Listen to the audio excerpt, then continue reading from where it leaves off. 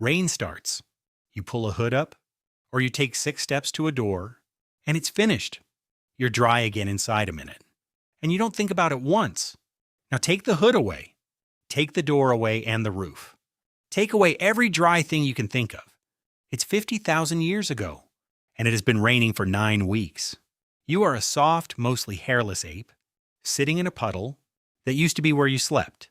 And you have another 2 months of this. So here's the question. What happens to a human body that never ever gets dry? And what did people actually do about it? Because they did do something. 4 things. And each one is stranger than the last. The last one could be lost in a single night and not got back. I saved that one for the end. People were living in West African rainforest 150,000 years ago. Researchers only worked that out in 2026. Not passing through it, living in it, through every wet season. So let's start where the rain starts. On your skin. You've met the beginning of this. And you thought it was funny. You stay in the bath too long. Your fingertips go wrinkly. And you get out. Now don't get out. For 9 weeks, skin is waterproof, which is true for about a day. The outer layer is a wall of dead cells packed flat, and it works right up until it gets waterlogged. Then the wall drinks. It swells, it softens, and it stops holding together. Doctors have a name for this, because soldiers kept turning up with it. In the cold, they called it trench foot. It can wreck a foot in 12 hours. In the warm, wet version, it takes 2 or 3 days. That's the whole timer. The skin goes pale and soft. Then it blisters, and the blisters open, and it peels away in strips. Your feet were never built for this.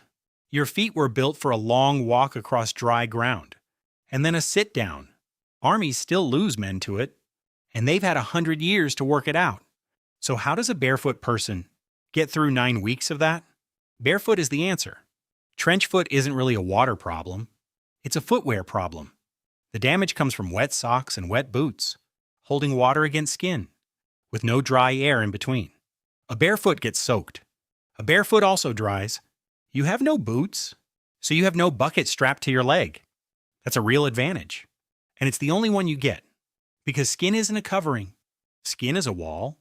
It stands between a warm, wet body and everything in the water that would like to get in.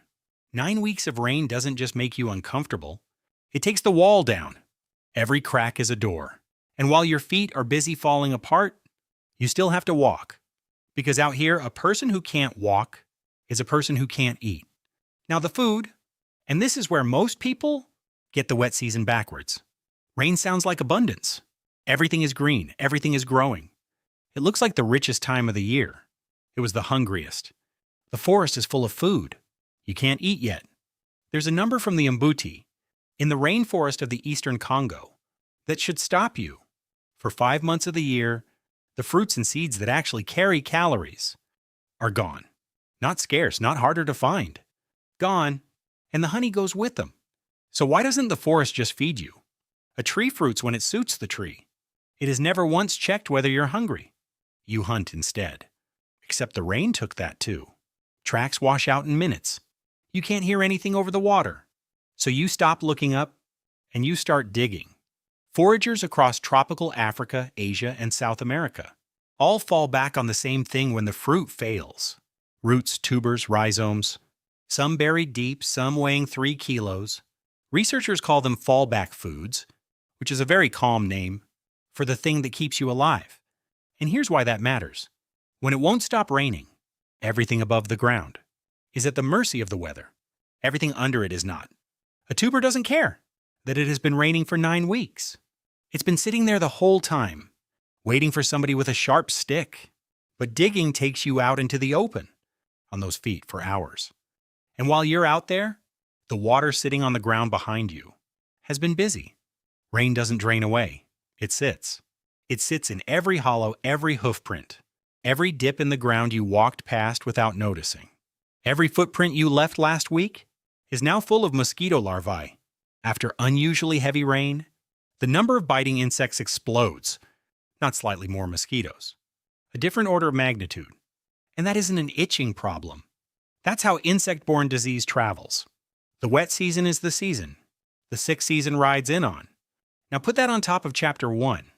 Your skin is soft, your skin is open. The wall came down 2 months ago. So here's where you'd expect the story to end, with a lot of dead people and nothing anyone could do. Except they did something, and they did it a long time ago. At Sibudu, a rock shelter in South Africa, archaeologists dug through 15 separate layers of bedding, stems and rushes packed down flat, a few centimeters thick, big enough to lie on, a mattress, 77,000 years old. But that isn't the clever part. On top of it, thinner than tissue paper, was a layer of leaves from one particular tree, Cape Laurel. The leaves are full of compounds that kill insects, and kill the larvae too. They were sleeping on an insecticide. And I want to be careful here, because this is the part that's easy to oversell. Nobody can prove those leaves were a wet season measure specifically. What it proves is that 77,000 years ago, people knew some plants keep insects off you, and they used that on purpose 15 times over. There's also a reason we found it at Sibudu, and not somewhere wetter. The wet that rotted their feet, rotted nearly everything else they left behind. Dry caves survive, wet seasons don't. So how does anyone work out which leaf to sleep on? With no writing and no way to test it? You don't. Somebody's grandmother does, and she tells you. Nobody wrote it down. Nobody could. They just knew. And they kept knowing for tens of thousands of years. Now let's be honest about something.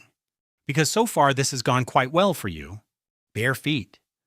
Tubers under the ground, leaves that keep the insects off. Every one of those answers has the same thing underneath it. You have to be warm enough to move. Somebody cold enough doesn't dig, doesn't gather leaves, doesn't walk anywhere. They sit down, and in a wet season, sitting down is how it ends. Which brings us to fire. Not fire as a nice thing to sit near, fire as the only source of heat that existed.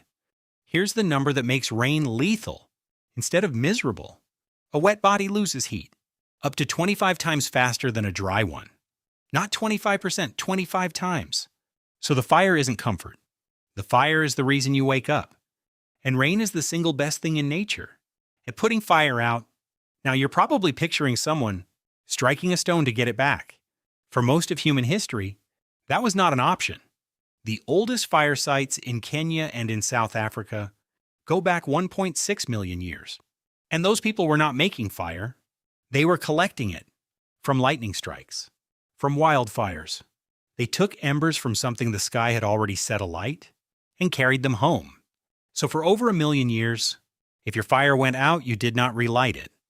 You waited for the sky to strike something. And in a wet season, the sky is busy doing the exact opposite. So somebody sat with it, not as a chore. Somebody in that group did nothing else. Not hunting, not digging, not gathering. Just the fire. In a group of 30 people who are already hungry, one of them is doing nothing but watching something burn. That's what it was worth. They paid it every wet season for 1 million years. Eventually that changed. And it changed in the most ordinary way possible. At a site called Barnum in Suffolk, there's a hearth about 400,000 years old. Beside it, pieces of iron pyrite, stone that throws a spark. Somebody had stopped waiting for the sky. 5,000 years ago, a man died in the Alps, carrying a small kit. Flint pyrite and a dried fungus that catches a spark and holds it. He carried it everywhere because you would. Everybody in that line kept it burning, long enough to hand it on. That isn't a nice thought. It's just what had to happen for you to be here. Rain starts. You pull a hood up, you take 6 steps to a door, and behind that door there is heat that nobody in your family has to sit up all night to protect.